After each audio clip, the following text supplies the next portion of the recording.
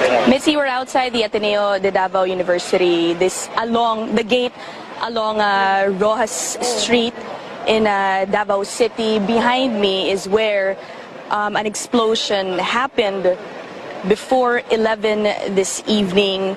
The cause of explosion is still unclear for now, but the situation here is quite chaotic. A lot of rescue personnel already here at the site to respond to the explosion that happened before 11 this evening. Now, we've talked to a number of witnesses who told us that they heard one loud bang, which was then followed by smoke.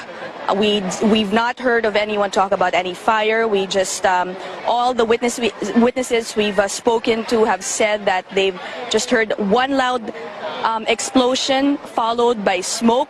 It happened, they say, at a massage area right in the middle of the street. Here in Davao City, at least in this street, there are a lot of masseuse, or the people who offer massages by the street near the night market here in Rojas City. As you can see right now, rescue teams are here, fire trucks are here, ambulances are here. Earlier, we saw bloodied people, at least two of them, being brought out in stretchers, going to ambulances.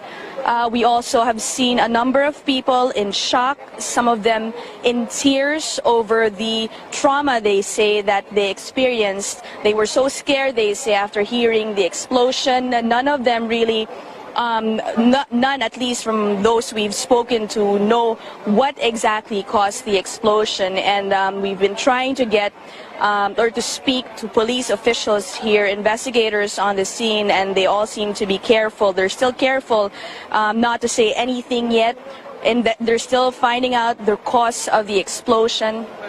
And we were told that President Duterte is on his way here now. His the special assistant to the president, Bongo, was here at the scene. We saw him arrive here at around 15 minutes ago, speaking to police officials here, but even he is not telling us anything yet. He says they will be assigning a police officer here, an official, to relay to the media covering here, to give us the latest details on their findings. And limang babae at limang lalaki.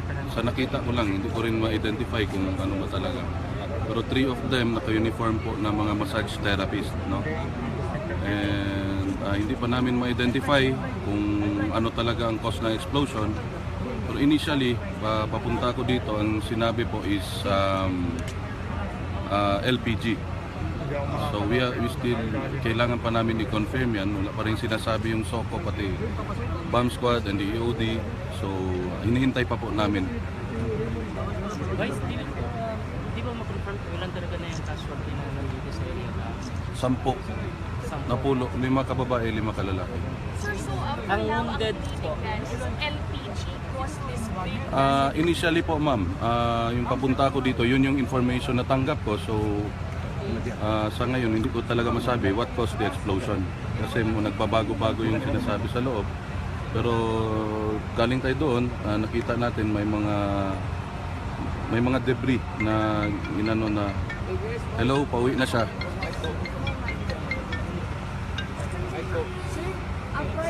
Okay. Warning si BFD Secretary Lorenzana that Davao City is one of the target of the May natanggap po akong confidential information, and the last time that I divulged that information, tinira po ako ng tinira ng media and the constituents of Davao. So sa ngayon, yung confidential information na binigay sa akin po, yun nga, sinabi confidential, do not pass this around, yun yung nakalagay sa text message. So tumahimik na lang po ako, and I received the information 2 days ago, no? Ang nakalagay po doon, Jansan and Davao City. So, sino pong mga culprit na possible? Hindi ko po masabi po kasi yun confidential information, kaya nga sabi ko hindi natin alam kung what caused the explosion here. So kung masabi sa atin na IED or something or grenade, so dyan pa natin ma-confirm na confirm talaga yung confidential na text message. Order sa police. Lockdown, I don't think so. No, pero sa ngayon, we have instructed all bar owners for tonight. Liquor ban naman din. Sinabihan natin kanina na mag-close muna sila at sinabihan natin yung mga Davaoenos na umuwi na po muna hanggat hindi natin malaman kung ano talaga nangyari dito. How long are we going to implement the earlier ban, sir? Ngayong gabi lang, ma'am. Maybe tomorrow may answers na tayo from EOD and the bomb squad. Sir, what is your adarang incident for this especially? Yun nga, kanina. Sinabihan natin sila na mag-ikot sa mga bars na to close muna kasi nag-flood po ng mga threat po sa 911 natin. So, narinig nyo rin kanina, merong threat sa terminal sa Dikot. So, yun kaya pinaunahan na namin yung mga bar owners na pauwiin muna na yung mga customers nila. Sir, nani-figure sa nasampan? Sa? Sa nasampan? As of now, nasa emergency room ng Southern Philippines Medical Center, nasa mga 25 po ata. 25. Yung nasa emergency room, yun yung text message na natanggap ko. Wala na expire, sir? Wala pa ko yung information regarding that, ma'am. Sa Laing Hospital, Vice. May 9 po sa Davao, Doc. A while back, Pastor, not just 2 days ago, we already talked about a threat in Davao City. You know, ma'am, nandyan po yan parati yan. No? Kahit sa buong mundo may threat po talaga. So, yun lang nga, ang dumarating sa aming information is unconfirmed. Okay, so sa ngayon po, wala po ako masabi talaga except yung police lang po at yung EOD at ang bomb squad na makasabi kung ano yung cause ng explosion dito. Inubos yung Tagalog ko. Okay. Mayor Paulo Duterte.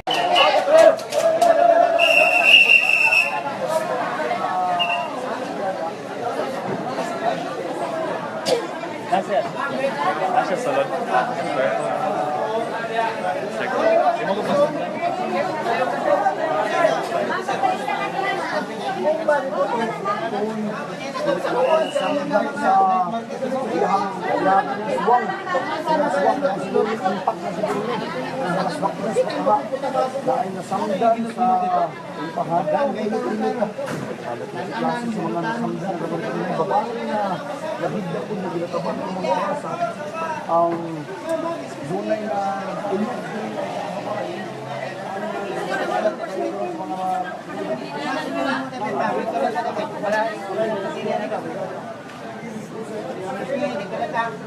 Namoy ka parente, ma'am? Sa sulod? Ikunsa ninyo? Akong anak Anak nimo? Oo. Unsay nahitabo siya? na ito sa lumbang. Oo. Unsay gibuhat niya kaganina dito sa Rojas? Nagkuan naman daw. Tagin sa sila nagkuan man gud akong anak nag-duty gikan sa UN. Unsay trabaho? Estudyante sa UN. So unsay problema ninyo diri karon di mo makasulod? Dili daw mi pasudlo. Oo. Kay bawal daw. Wala pa na pero ang sulod, hindi ka pasudlan. Muna i-order nito. So ma'am, namoy kuan ma'am. Namoy parente sa Ako anak. Oo.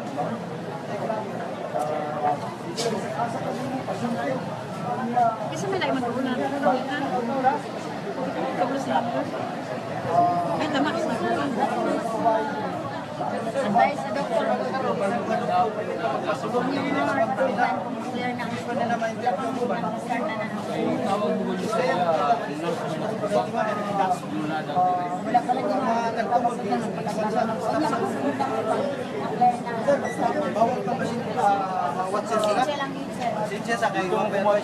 Sa pagkakaroon ma'am, pilay na gidala diri. wala yung may tabalukod. Kung may kuan. Oo.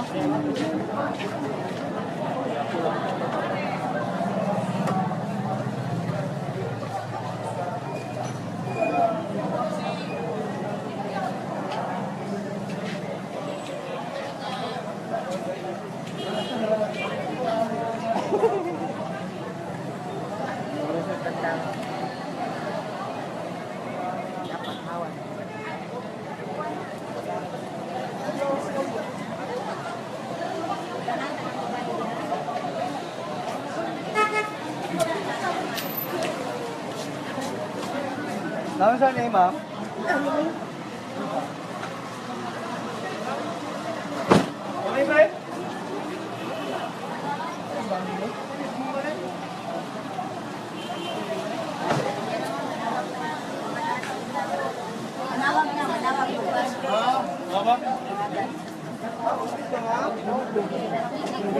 ba tayo, sir?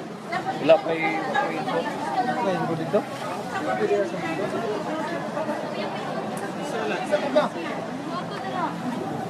Ito lang kang pwede ng bisita, ma'am. Sunod ko ka na ang pasensya dira. Okay, advice sa... Dito lang ta sa kawan, magagit eh, magbayad ka Wala pa advice sa mga WhatsApp. Bawal pa. Wala yung advice sa doktor. Advice sa doktor, karon, dili pa pasaglan. Try lang kit mo. Ay, bawal pa, sir. Yan na. Yan na. So, say, kuwan, sir, sa advice sa inyo, di ba, pasudlan? Di ba pasudlan kay ang tendency man gud manulod tong apil tong mga nahingtungdan. Oo. Nya magsinamok sa nagtabang mga doktor. Pero manawag lang ko So ang mga doktor naghangyo dili pasudlan kasi. Pero kung naay mga ka... Unya pa taon. Ulat lang tani. Ulat lang tani advice sa doktor. Na-stroke ba niya? Wala nagbantay dito ba? Kailangan ko kwatas ko. So, wala ko man nakabot niya. Nigawas ko ba din? Nakapasundo na anak ko din. Anak ina na ma'am kay nag-advise sa doktor. Minor man na imo na mas grabe ba. Dili, sakit ba itong ulo at akong anak itaw? Timingan mo. Hello, dakong tao. Damay na lang imong mo ni. Dili lagi kay manulod ang kapit tong mga wala.